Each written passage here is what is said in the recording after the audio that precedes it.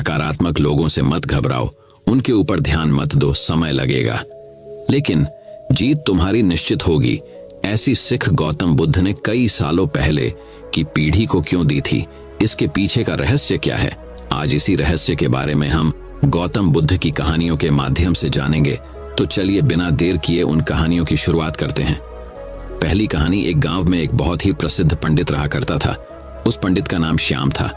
वह पंडित जिस गांव में रहता था वह उस गांव के प्रसिद्ध मंदिर पर पूजा करता था और सभी शादियां व सभी धार्मिक कार्य वही पंडित कराता था। वह पंडित इतना प्रसिद्ध था कि आसपास के सभी गांवों में उसकी चर्चा हुआ करती थी और सभी लोग उस पंडित का बहुत आदर किया करते थे। श्याम पंडित इतने प्रसिद्ध थे कि सभी लोग उन्हीं से अपना धार्मिक कार्य कराने के लिए दूर दूर गांव से बुलाया करते और अच्छा दान दिया करते थे। एक बार पंडित जी अपने गांव से दूसरे गांव शादी कराने गए हुए थे। वह गांव पंडित जी के गांव से 4 से 5 गांव छोड़कर था। पंडित जी जब शादी कराने के बाद वहां से लौट रहे थे तो उन्हें एक बकरी भेंट स्वरूप दी गई। जब पंडित जी बकरी को लेकर लौट रहे थे तो वह पैदल पैदल अपने रास्ते बकरी को लेकर धीरे धीरे आ रहे थे, क्योंकि उनका गांव 4 गांव के बाद था। जिस रास्ते से पंडित जी लौट रहे थे उस रास्ते पर 4 ठग रहते थे और वह आने जाने वाले लोगों को लूटा करते थे। जब उन 4 ठगों ने पंडित जी को देखा तो बोलने लगे, आज तो सुबह से कोई नहीं मिला है और हमारे खाने पीने की व्यवस्था भी नहीं हुई। चलो आज पंडित जी को ही लूट लेते हैं, इनसे ये बकरी चुरा लेते हैं। लेकिन उनमें से एक ठग बोलता है, अगर पंडित जी को मारा पीटा तो सारे गांव वाले हमें छोड़ेंगे नहीं और हमें बहुत पाप लगेगा। तो ठग एक नई तरकीब निकालते हैं पंडित जी से बकरी छुड़ाने की और चारों ठग अपने अपने काम पर लग जाते हैं। पंडित जी जब पहले गांव पहुंचने वाले होते हैं तो वहां पहला ठग उन्हें मिलता है, जो एक साधारण व्यक्ति की तरह पंडित जी से राम राम करता है और उनके पैर पड़ने के लिए झुकता है, लेकिन रुक जाता है और पंडित जी से बोलता है, पंडित जी आप तो बहुत प्रसिद्ध पंडित हैं और लोग आपकी बहुत इज्जत करते हैं, लेकिन आप इस गधे के साथ क्या कर रहे हैं? तो पंडित जी गुस्सा हो जाते हैं और बोलते हैं, अरे मूर्ख, ये गधा नहीं, ये बकरी है, बकरी। लेकिन वह ठग उनसे कहता है कि ये बकरी नहीं, ये तो गधा है, पंडित जी आपको किसी ने बेवकूफ बना दिया। तो पंडित जी फिर गुस्से से कहते हैं कि तू ही मूर्ख है, ये बकरी है ना कि गधा। और ये बोलकर पंडित जी आगे चल पड़े। लेकिन पंडित जी के दिमाग में इस अनोखी घटना ने एक हल्का सा भ्रम डाल दिया और वह आगे निकल गए। धीरे धीरे पंडित जी आगे बढ़ रहे थे और वह दूसरे गांव पहुंचने ही वाले थे कि उन्हें वहां दूसरा ठग मिला, जो कि बिल्कुल साधारण व्यक्ति की तरह वहां खड़ा था और पंडित जी से राम राम करता है और उनके पैर पड़ने के लिए झुकता है, लेकिन वह रुक जाता है। पंडित जी पूछते हैं, क्या हुआ, रुक क्यों गए? तो वह बोलता है, पंडित जी आप इस गधे को साथ लेकर क्यों घूम रहे हो? इससे आप खंडित हो जाओगे और लोग आपके बारे में क्या सोचेंगे? इस गधे को भगा दो। पंडित जी को इतनी बात सुनकर बहुत क्रोध आता है और बोलते हैं, तुम मूर्ख हो, दिखाई नहीं देता, ये बकरी है और तुम बोल रहे हो गधा है। दूसरा ठग बोलता है कि ये पंडित जी आपको किसी ने पागल बना दिया, ये बकरी नहीं, ये तो गधा है और ये आपके साथ रहेगा तो आपकी क्या इज्जत रह जाएगी। ये सुनते ही पंडित जी सोचने लगे कि ये क्या बोल रहा है, मैं तो बकरी लाया हूं, पर ये सब इसे गधा क्यों बोल रहे हैं? कहीं मैं सच में गधे को लेकर तो नहीं घूम रहा हूं। अब पंडित जी सोच में पड़ जाते हैं और वह ठग वहां से चला जाता है और पंडित जी भी आगे बढ़ने लगते हैं। लेकिन उनके दिमाग में यही बात चल रही होती है कि ये बकरी है या गधा। जब पंडित जी तीसरे गांव में पहुंचने वाले होते हैं तो उन्हें वहां तीसरा ठग मिलता है और पंडित जी से राम राम करता है। पंडित जी के पैर पड़ने के लिए झुकता है, लेकिन रुक जाता है। पंडित जी हैरान हो जाते हैं और पूछते हैं कि क्या हुआ?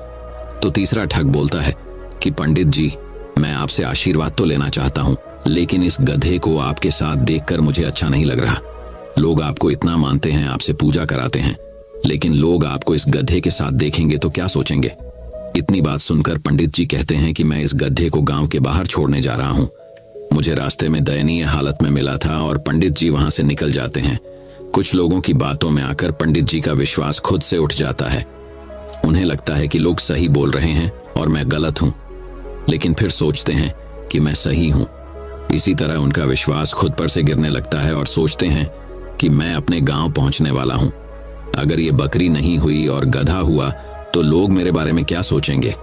यही सोचते सोचते पंडित जी चौथे गांव पहुंचने वाले होते हैं कि उन्हें चौथा ठग मिलता है और पंडित जी से राम राम करता है और पैर पड़ने के लिए झुकता है। लेकिन रुक जाता है। तो पंडित जी पूछते हैं, क्या हुआ? तो वह ठग पंडित जी से बोलता है, पंडित जी बाकी सब तो ठीक है, आप इस गधे को साथ में लेकर क्यों घूम रहे हो? तो पंडित जी कहते हैं कि मैं इस गधे को गांव के बाहर छोड़ने वाला था।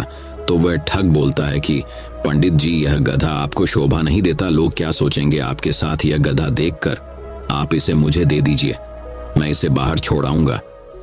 तो पंडित जी अपने आप पर विश्वास को खो देते हैं और उस बकरी को गधा समझकर उस ठग को दे देते हैं और अपनी बकरी को छोड़कर आ जाते हैं। और उन चारों ठगों की यह तरकीब काम कर जाती है और वह पंडित जी से बकरी छोड़ा लेते हैं और उसे बेचकर पैसा कमा लेते हैं। दोस्तों, इस कहानी से हमें यह सीख मिली कि इसी तरह हमारे आसपास भी हमारा रास्ता भटकाने के लिए बहुत सारे ठग जरूर मिलेंगे जो हमारा रास्ता भटकाना चाहते हैं। उनसे बचकर और खुद पर विश्वास रखना होगा, तभी हम अपने लक्ष्य को पा सकते हैं। सबसे पहले तो हमें सीख मिलती है कि हमें खुद पर विश्वास रखना चाहिए। दूसरा व्यक्ति क्या कह रहा है उससे हमें कोई फर्क नहीं पड़ना चाहिए, क्योंकि रास्ता भटकाने वाले बहुत मिलेंगे। इस कहानी में भी वही हुआ है। अगर पंडित जी को खुद पर पूरा विश्वास होता कि हाँ ये बकरी ही है, तो वह अपनी बकरी को ठगों को नहीं देते। इसी तरह हमें भी अपने ऊपर विश्वास रखना होगा, हमारी मंजिल हमारे सपनों के ऊपर विश्वास करना होगा। अगर हमें अपना लक्ष्य हासिल करना है तो हर किसी से सलाह नहीं लेना है और किसी भी व्यक्ति की नकारात्मक बातों से हमें कोई फर्क नहीं पड़ना चाहिए, क्योंकि लोग तो सिर्फ आपको भटकाने के लिए आते हैं कि ये कर लो वह कर लो। लेकिन अगर आपका कोई निश्चित लक्ष्य नहीं होगा तो आप कभी सफल नहीं होंगे। इसलिए अपना लक्ष्य बनाकर सिर्फ उसके ऊपर काम करो, बिना किसी व्यक्ति की बातों पर ध्यान दिए। जब आप अपने लक्ष्य को पाने के लिए काम करते हैं तो रास्ता भटकाने और रास्ता रोकने बहुत सारे लोग आएंगे, आपको उनका सामना करना होगा। बस रास्ता भटकाने वालों से बच कर रहें, क्योंकि राह भटकाने वाले जरूर मिलेंगे। तो चलिए दोस्तों, अब गौतम बुद्ध की दूसरी कहानी की शुरुआत करते हैं। दूसरी कहानी, बुद्ध की एकाग्रता। एक बार भगवान बुद्ध एक गांव के समीप एक शाला में निवास कर रहे थे। दिन का समय था, आकाश में घटाएं घिर रही थीं। थोड़ी ही देर में मूसलाधार बारिश होने लगी। आसपास के लोगों में अपने बाहर रखे सामानों को हटाने की हड़बड़ी मच गई। इसी आपाधापी में कुछ लोग गिर भी गए और उन्हें चोट आई। तभी जोर से बिजली कड़की और वहीं काम कर रहे 2 किसानों एवं 4 बैलों को अपनी चपेट में ले लिया। इन सभी को तत्काल मृत्यु हो गई। इस हादसे के कारण वहां भारी भीड़ एकत्रित हो गई। उस समय भगवान बुद्ध वहीं शाला के बरामदे में टहल रहे थे। लोगों ने उन्हें घटना के विषय में बताया तो उन्होंने अनभिज्ञता जाहिर की। ग्रामीणों से उनका वार्तालाप कुछ ऐसे चला, भंते आप उस समय कहाँ थे? बुद्ध बोले, आयुष्मान यहीं था। आपने बादलों को घुमड़ते और बिजली को चमकते देखा? नहीं देखा।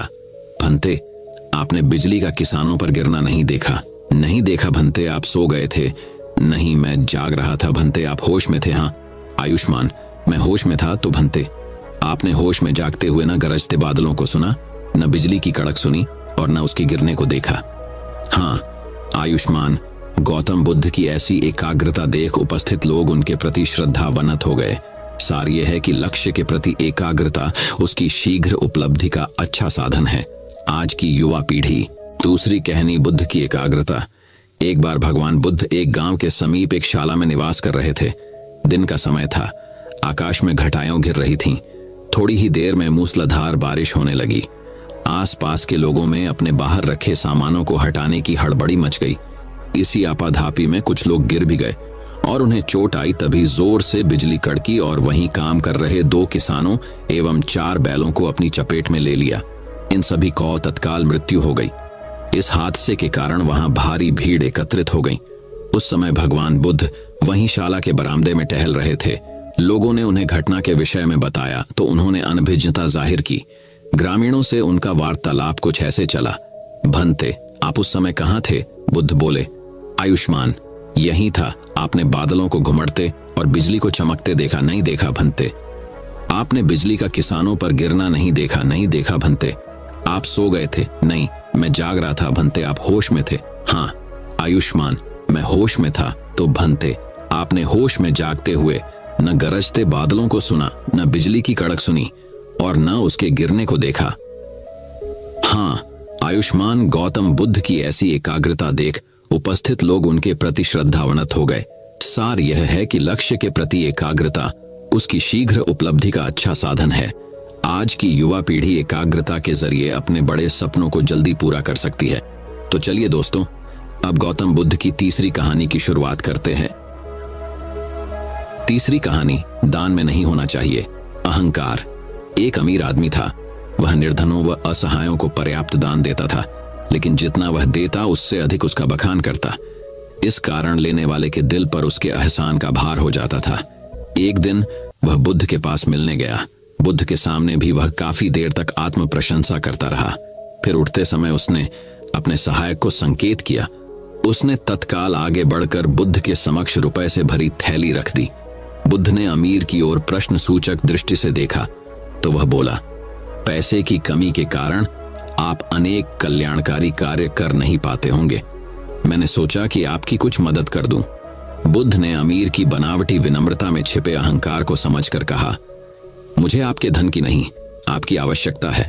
अमीर के लिए यह पहला अनुभव था जब किसी ने उसके दान को ठुकराया हो। उसे बुद्ध के व्यवहार पर हैरानी भी हुई और बुरा भी लगा। उसने कहा, महात्मन, आपने तो मेरे दान को व्यर्थ समझकर अस्वीकार कर दिया। क्यों? उसकी बात सुनकर बुद्ध मुस्कुराए, फिर स्नेह से उसे समझाकर बोले, सेठ, जिस दान के साथ दाता स्वयं को नहीं देता वह मिट्टी के बराबर होता है। दान से आशय है सम विभाजन। दूसरे का हिस्सा अतिरिक्त धन के रूप में तुम्हारे पास है, वही तुम दान के रूप में लौटा रहे हो। फिर इसमें मैंने दिया का अहंकार होना ही नहीं चाहिए। तुम जब इस भाव से दोगे तो मैं अवश्य लूंगा। बुद्ध की गहरी बातों ने अमीर का ज़मीर जागृत कर दिया और उसने स्वयं की सोच में आवश्यक सुधार किया। तो चलिए दोस्तों, अब गौतम बुद्ध की चौथी कहानी की शुरुआत करते हैं। चौथी कहानी, सुख क्या है। एक दिन बहुत से भिक्षु बैठे बात कर रहे थे कि संसार में सबसे बड़ा सुख क्या है। अगर संसार में सुख ही था तो संसार छोड़कर आए क्यों? जब संसार में दुख ही दुख रह जाए तभी तो कोई संन्यास लेता है। जब यह समझ में आ जाए कि यहाँ कुछ भी नहीं है, खाली पानी के बबूले हैं, आकाश में बने इंद्रधनुष हैं, आकाश कुसुम है, यहाँ कुछ भी नहीं है, तभी तो कोई सन्यासी होता है। सन्यास का अर्थ ही है संसार व्यर्थ हो गया है, जानकर, अनुभव से, अपने ही साक्षात्कार से। ये भिक्षु ऐसे ही भागकर चले आए होंगे। किसी की पत्नी मर गई होगी, सन्यासी हो गया। किसी का दिवाला निकल गया तो सन्यासी हो गया। अब तुम देखना बहुत से लोग सन्यासी होंगे, फिर कुछ और बचता भी नहीं। तब बुद्ध भगवान अचानक आ गए। पीछे खड़े होकर उन्होंने भिक्षुओं की बातें सुनी और चौंके। फिर कहा, भिक्षुओं, भिक्षु होकर भी यह सब तुम क्या कह रहे हो? यह सारा संसार दुख में है, इसमें तुम बता रहे हो। कोई कह रहा है राज्य सुख, कोई कहता है काम सुख दुख में है, इसमें तुम बता रहे हो। कोई कह रहा भोजन सुख, स्वाद सुख। ये सब तुम जो कह रहे हो, क्या कह रहे हो? यह सुनकर मुझे आश्चर्य होता है। अगर इस सब में सुख है तो तुम यहां आ क्यों गए? सुख भी आभास है। बुद्ध ने कहा, दुख सत्य है और सुख नहीं है। ऐसा नहीं, पर संसार में नहीं है। संसार का अर्थ ही है जहां सुख दिखाई पड़ता है पर वहां है नहीं, जहां आभास होता है, प्रतीति होती है, इशारे मिलते हैं कि, लेकिन जैसे पास जाओ पता चलता है यहां सुख नहीं है। फिर सुख कहां है? बुद्ध ने कहा, बुद्धोत्पाद में सुख है। तुम्हारे भीतर बुद्ध का जन्म हो जाए तो सुख है, तुम्हारे भीतर बुद्ध का अवतरण हो जाए तो सुख है। बुद्धोत्पाद यह बड़ा अनूठा शब्द है। तुम्हारे भीतर बुद्ध उत्पन्न हो जाए तो सुख है। तुम जब जाओ तो सुख है। सोने में दुहक है, मूर्छा में दुहक है, जागने में सुख है, धर्म श्रवण सुख है। तो सबसे परम सुख तो है बुद्धोत्पाद, कि तुम्हारे भीतर बुद्धत्व पैदा हो जाए। अगर अभी यह नहीं हुआ तो नंबर 2 का सुख है, जिनका बुद्ध जाग गया, उनकी बात सुनने में सुख है। धर्म श्रवण में सुख है तो सुनो उनकी जो जाग गए हैं, जिन्हें कुछ दिखाई पड़ा है, गुणों उनकी। लेकिन उसी सुख पर रुक मत जाना। बुद्ध का सुन सुनकर अगर रुक गए तो एक तरह का सुख तो मिलेगा, लेकिन यह भी बहुत दूर जाने वाला नहीं है। इसलिए बुद्ध ने कहा, समाधि में सुख है, बुद्धत्वोपद में सुख है। यह तो परम व्याख्या हुई सुख की। फिर यह भी तो हुआ नहीं है। तो उनके वचन सुनो, उनके पास उठो बैठो, जिनके भीतर यह क्रांति घटी है, जिनके भीतर यह सूरज निकला है, जिनका प्रभात हो गया है, जहां सूर्योदय हुआ है, उनके पास रमो। इसमें सुख है, मगर इसमें ही रुक मत जाना। ध्यान रखना कि जो उनको हुआ है वह तुम्हें भी करना है। उसे करने के उपाय का नाम समाधि है। सुनो बुद्धों को और चेष्टा करो बुद्धों जैसे बनने की। उस चेष्टा का नाम समाधि है। उस चेष्टा का फल है बुद्धोत्पोध। सुनो बुद्धों के वचन, फिर बुद्धों जैसे बनने की चेष्टा में लगना, ध्यान, समाधि, योग, और जिस दिन बन जाओ उस दिन परम सुख। तो चलिए दोस्तों, अब गौतम बुद्ध की 5वीं कहानी की शुरुआत करते हैं। 5वीं कहानी, बुद्ध ने संयम सिखाया। बुद्ध के पास उनका एक शिष्य आया और बौखलाए स्वर में बोला, जमींदार राम सिंह ने मेरा अपमान किया है, आप अभी चलें, उसे सबक सिखाना होगा। बुद्ध बोले, प्रियवर, सच्चे बौद्ध का अपमान करने की शक्ति किसी में नहीं होती। तुम इस बात को भुला दो। जब प्रसंग भुला दोगे तो अपमान कहां बचा रहेगा। शिष्य ने कहा, उसने आपके प्रति भी अपशब्दों को प्रयोग किया था, आप चलिए तो सही। आपको देखते ही वह शर्मिंदा हो जाएगा और क्षमा मांग लेगा, इससे मैं संतुष्ट हो जाऊंगा। बुद्ध कुछ विचार कर बोले, अच्छा, यदि ऐसी बात है तो मैं अवश्य ही राम जी के पास चलकर उसे समझाने का प्रयास करूंगा। शिष्य ने आतुर होकर कहा, चलिए, नहीं तो रात हो जाएगी। बुद्ध ने कहा, रात घिरेगी तो क्या, रात के पश्चात दिन भी तो आएगा। यदि तुम वहां चलना आवश्यक ही समझते हो तो मुझे कल याद दिलाना, कल चलेंगे। दूसरे दिन बात आई गई हो गई। शिष्य अपने काम में लग गया और बुद्ध अपनी साधना में लीन हो गए। दोपहर होने पर शिष्य से पूछा, आज राम जी के पास चलना है। शिष्य ने कहा कि नहीं। मैंने जब घटना पर फिर से विचार किया तो मुझे इस बात का आभास हुआ कि भूल मेरी ही थी। अब राम जी के पास चलने की कोई जरूरत नहीं है। बुद्ध ने मुस्कुराकर कहा, अगर हम तुरंत प्रतिक्रिया देने से बचें तो हमारे भीतर की कटुता समाप्त हो जाती है। शिष्य बुद्ध का आशय समझ उनके प्रति नतमस्तक हो गया। तो चलिए दोस्तों, अब गौतम बुद्ध की 6ठी कहानी की शुरुआत करते हैं। 6ठी कहानी, व्यक्ति कर्म से महान बनता है। एक बार जैतवन के सभी ग्रामवासी भगवान बुद्ध के दर्शन करने और उपदेश सुनने के लिए एकत्र हुए। उस समय महाकश्यप, मौदगल्यायन, सारिपुत्र, चुंद और देवदत्त जैसे प्रबुद्ध जन बुद्ध के साथ धर्म विषय गंभीर चर्चा में तन्मय थे। ग्रामवासी थोड़ा ठिठक कर खड़े हो गए, क्योंकि इतने ज्ञानी जनों के बीच उन सभी को असहज सा महसूस हो रहा था। कुछ देर बाद बुद्ध की दृष्टि इन ग्रामवासियों पर पड़ी। उन्होंने तुरंत धर्म चर्चा रोक दी। प्रबुद्ध जन बुद्ध के इस व्यवहार पर चकित हो उठे और प्रश्नात्मक दृष्टि से उनकी ओर देखा। बुद्ध अनाथ पिंडक नामक जिज्ञासु से बोले, भद्र, उठो, सामने ब्राह्मण मंडली खड़ी है, उन्हें आसन दो और आतिथ्य की सामग्री ले आओ। अनाथ पिंडक ने पीछे मुड़कर देखा तो उसे ब्राह्मण मंडली तो कहीं नहीं दिखी। मैले कुचैले या फटे वस्त्रों में खड़े ग्रामवासियों का झुंड दिखाई दिया। पिंडक ने शक्ति स्वर में कहा, बुद्ध, उन लोगों में एक भी ब्राह्मण नहीं है, ये सभी तो निम्न जाति के हैं, कई तो इनमें शूद्र हैं। बुद्ध गंभीर होकर बोले, पिंडक, जो व्यक्ति सदा श्रद्धावान है वह ब्राह्मण ही है।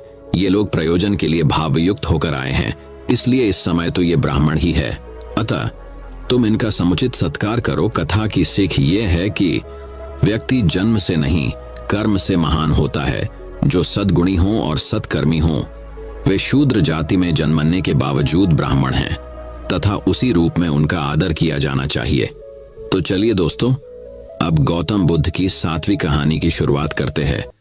7वीं कहानी, मौत की दवा। श्रावस्ती नगरी में कृषा गौतमी नाम की एक कन्या रहती थी। गौतमी उसका असली नाम था। काम करते करते वह जल्दी थक जाती थी, अतएव लोग उसे कृषा गौतमी के नाम से पुकारते थे। गौतमी ने जवानी में प्रवेश किया और उसका विवाह हो गया। गौतमी गरीब घराने की थी, अतएव उसकी ससुराल के लोग उसका यथोचित आदर न करते थे। कुछ समय बाद गौतमी को एक पुत्र हुआ। अब घर में उसका आदर होने लगा, लेकिन होने वाला कुछ दूसरा ही था। गौतमी का शिशु जब कुछ बड़ा हुआ और इधर उधर खेलने लायक हुआ तो विधाता ने उसे उठा लिया। गौतमी ने सोचा, पुत्र जन्म से पहले मेरा इस घर में अनादर होता था, पुत्र जन्म के बाद लोग मेरा आदर करने लगे, लेकिन अब ये लोग मेरे प्रिय शिशु को न जाने कहां छोड़ देंगे। गौतमी अपने मृत पुत्र को गोद में ले उसके लिए घर घर दवा मांगती फिरने लगी। लोग ताली बजाकर हंसी ठट्ठा करते और कहते, पगली, कहीं मरे हुए की भी दवा होती है। किसी भले आदमी को गौतमी पर बहुत दया आई। उसने सोचा, इसमें इस बेचारी का दोष नहीं, यह पुत्र शोक से पागल हो गई है। इसकी दवा बुद्ध भगवान को छोड़कर और किसी के पास नहीं। उसने कहा, माँ, तुम बुद्ध भगवान के पास जाकर उनसे पूछो, गौतमी अपने शिशु को गोद में ले जहां बुद्ध पालथी मारे बैठे थे। वहां पहुंची और अभिवादन करके बोली, महाराज मेरे पुत्र को दवा दीजिए। तथागत ने कहा, तूने अच्छा किया जो यहाँ चली आई। देख, तू इस नगर में से जिस घर में किसी की मौत न हुई हो, सरसों के दाने मांग ला, फिर मैं तुझे दवा दूंगा। भगवान की बात सुनकर गौतमी बहुत प्रसन्न हुई और सरसों के दाने लेने के लिए चल दी। पहले घर में जाकर उसने निवेदन किया, देखिए, बुद्ध भगवान ने मुझे आप लोगों के घर से सरसों मांग कर लाने को कहा है। आप लोग सरसों देने की कृपा करें। गौतमी के ये शब्द सुनकर एक आदमी झट से घर में से सरसों के दाने ले आया और गौतमी को देने लगा। गौतमी ने पूछा, पहले ये बताइए कि इस घर में किसी की मौत तो नहीं हुई? ये सुनकर घर के लोग आश्चर्य से कहने लगे, गौतमी, ये तू क्या कह रही है? यहाँ कितने आदमी मर चुके हैं, इसका कोई हिसाब नहीं है। गौतमी, तो मैं आपके घर से सरसों नहीं लूंगी। गौतमी दूसरे घर गई। सब जगह उसे वही जवाब मिला। उसने समझा शायद सारे नगर में यही बात हो। उसे एकदम ध्यान आया कि बुद्ध भगवान ने शायद जानबूझकर ही मुझे सरसों मांगने के लिए भेजा है। वह शीघ्र ही अपने मृत पुत्र को नगर के बाहर श्मशान में ले गई। उसे अपने हाथ में लेकर बोली, प्रिय पुत्र, मैंने समझा था शायद तुम ही अकेले मरने के लिए पैदा हुए हो, लेकिन अब मुझे मालूम हुआ कि मौत सबके लिए है। जो पैदा हुआ है उसे एक न एक दिन अवश्य मरना है। इतना कहकर अपने पुत्र को श्मशान में रख वहां से लौट आई। लौटकर गौतमी बुद्ध के पास गई। बुद्ध ने पूछा, गौतमी, सरसों के दाने मिल गए? गौतमी ने कहा, महात्मा बुद्ध, सरसों नहीं चाहिए, उनका काम हो गया है। उसने रोते हुए सत्य को स्वीकार कर लिए और वहां से चली गई। तो चलिए दोस्तों, अब गौतम बुद्ध की 8वीं कहानी की शुरुआत करते हैं। 8वीं कहानी, क्रोध के सामने शांत भाव रखें। कुल बुद्ध एक दिन वैशाली में प्रवचन दे रहे थे। विशाल जनसमूह उन्हें अत्यंत शांति और तन्मयता से सुन रहा था। कहीं कोई शोर नहीं था, मात्र बुद्ध की वाणी गूंज रही थी। बुद्ध के शिष्यों के साथ उपस्थित लोग बुद्ध के अमृत वचनों का पान पूर्ण एकाग्रता से कर रहे थे। तभी उस शांत वातावरण में खलल उत्पन्न करती एक व्यक्ति की जोरदार आवाज आई, आज मुझे सभा में बैठने की अनुमति क्यों नहीं दी गई? बुद्ध उस व्यक्ति का चिल्लाना सुनकर भी मौन रहे। उस व्यक्ति ने पुनः चिल्लाकर यही प्रश्न पूछा। बुद्ध ने नेत्र बंद कर लिए। उनका एक शिष्य बोल उठा, हे बुद्ध, बाहर खड़े अपने इस शिष्य को अंदर आने की अनुमति दीजिए। बुद्ध ने नेत्र खोलकर कहा, नहीं, यह अस्पृश्य है। शिष्यगण बुद्ध के मुंह से अस्पृश्य शब्द सुनकर विस्मित हुए और उन्होंने पूछा, वह अस्पृश्य क्यों, कैसे? भगवान, आपके धर्म में तो जात पात का भेद नहीं है। बुद्ध बोले, या यह क्रोध में आया है। क्रोध से जीवन की एकता भंग होती है। क्रोधी व्यक्ति मानसिक हिंसा करता है। किसी भी कारण से क्रोध करने वाला अस्पृश्य है। उसे कुछ देर तक स्मरण कर लेना चाहिए कि अहिंसा परम धर्म है। कथा का उपदेश यह है कि क्रोध एक असात्विक भाव है जो कर्ता और भोक्ता दोनों के लिए हानिकारक होता है। इससे बचते हुए शांति से विचार करने व कार्य करने की प्रवृत्ति अपनानी चाहिए। शांत मन और मस्तिष्क ही विवेकपूर्ण निर्णय लेने में सक्षम होते हैं। दोस्तों, मैं उम्मीद करता हूं कि यह कहानी सुनने से आपके जीवन में अच्छे बदलाव आए होंगे।